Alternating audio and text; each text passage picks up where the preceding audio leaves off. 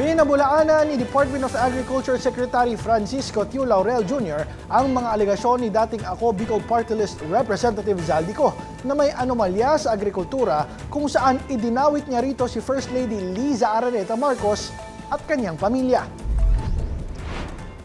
Ayon kay Laurel, walang katotohanan ng paratang ni Ko na hawak ng unang ginang ang rice importers at sangkot umano ito sa rice smuggling.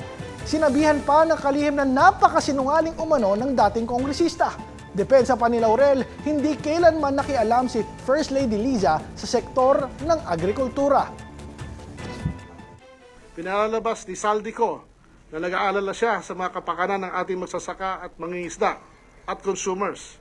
Subalit napakalinaw ang kanyang kasakiman, ang kanyang interes at agenda ay pang-sarili lamang, hindi para sa taong bayan.